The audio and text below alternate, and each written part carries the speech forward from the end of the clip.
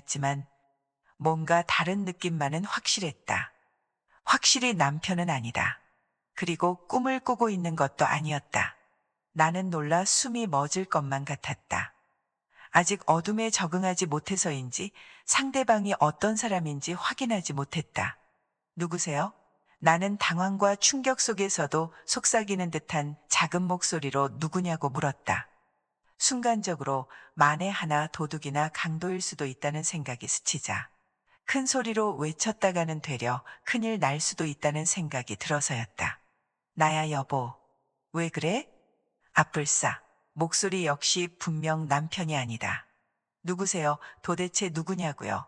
나라니까. 왜 자꾸 그래? 남자가 잠깐 멈추는가 싶더니 머리맡에 스탠드 불이 확 켜진다. 그 남자가 손을 뻗어 불을 켠 것이다. 순간 두 사람의 입에서 동시에 헉 하고 비명소리가 터진다. 어머나, 맙소사. 남자는 남편이 아니라 신랑 친구 흥식 씨였다. 흥식 씨 역시 나를 내려다보며 눈이 휘둥그레진다. 두 사람 모두 어떻게 된 상황인지 몰라 한참이나 몸이 굳은 채 망연자실했다.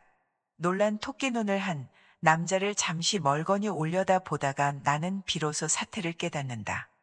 흥식 씨가 술이 취해 우리 집을 자기네 집으로 착각을 했나 보다. 흥식 씨가 작은 소리로 속삭인다. 은영 씨, 가만히 있어봐요. 기왕 이렇게 된 것. 여기서 그만두면 더 우스워져요. 순간 고민이 많아졌다. 그렇다고 하자는 대로 하는 것도 우스운 일 아닌가. 그런데 흥식 씨는 보기보단 참 뻔뻔스럽고 대담하게 행동했다. 일이 잘못된 걸 알았으면 없었던 일로 눈 감아 달라고 무릎 꿇고 사정사정해도 될까 말까 한데 적반하장격으로 기왕지사 이제 와서 어쩔 수 없다라니. 어떻게 해야 할지 몰라 혼란스러운 상황 속에서 이러지도 저러지도 못하고 있는 와중에 일단 누가 깨면 안 되니깐 조용히 해요. 알았죠? 그러는데 왠지 그래야 될 것 같아 나도 모르게 고개를 끄덕이고 말았다. 흥식 씨, 이제 어떡하시려고요? 나는 한층 더 소리를 죽여 말했다. 이제 와서 할 수 없잖아요. 집을 착각하고 안방에 잘못 들어왔다고 말해도 누가 믿어주겠어요? 동식이나 우리 집 사람이 그랬구나 하며 믿어주겠어요? 절대 안 그래요? 그러니까 오늘 일은 평생 둘만의 비밀로 간직해요. 그리고 어차피 엎질러진 물이잖아요. 그렇다. 이제 와서 어쩌란 말인가. 물은 이미 엎질러졌고 주워 담을 수도 없는데 말이다. 그렇게 흥식 씨는 새벽이 되어서야 몰래 방을 빠져나가 집으로 돌아갔다. 안녕하세요. 올해로 결혼 5년 차이고 34살 동갑내기 부부입니다. 아직 아이는 없고요. 둘이 살기에는 큰 경기도권 33평 아파트에 살고 있습니다. 저희 남편이 일하는 회사에는 유독 30대 남자 직원들이 많았습니다. 다들 비슷한 또래이다 보니 총각 시절부터 퇴근하면 다 같이 모여 볼링 치고 술 마시고 함께 여행도 다닐 정도로 친했어요. 저도 결혼 후 자주 봐왔던 사람들이라 저희 집으로 초대해 맛있는 것도 몇 번 만들어주고 술자리에 부부 동반으로 동석해 다 같이 놀기도 했습니다. 근데 문제는 신랑이 사람들과 같이 술 마시고 기분이 좋아져 조금 오바라도 하는 날엔 밤 12시고 새벽 4시고 상관없이 집으로 사람들을 데리고 오는 겁니다. 제가 집에서는 평소 속옷도 안 입을 정도로 편한 복장을 한 채 소파에 널브러져 정신없이 TV를 보고 있는 편인데 갑자기 연락도 없이 손님을 데리고 쳐들어오는데 난감할 때가 한두 번이 아니었죠. 처음 데리고 왔을 때도 아주 식겁을 했어요. 둘만 사는 집에 현관문 여는 소리가 들리기에 당연히 신랑인 줄 알고 편한 차림으로 있다가 식겁해서 안방으로 달려갔죠.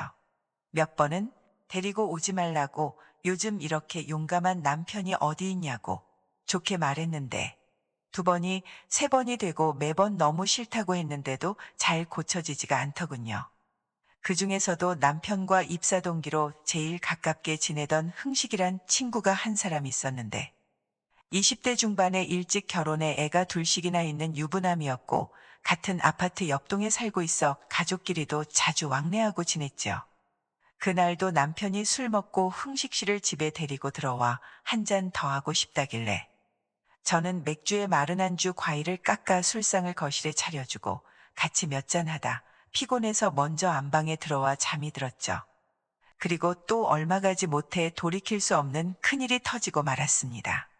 최근 이혼하고 혼자 살던 친구가 일 끝날 시간에 연락이 와서 우리 집 근처로 나올 테니 오랜만에 술 한잔 하자고 해서 신랑도 마침 해외 출장 중이라 심심하던 차에 만나러 나갔습니다.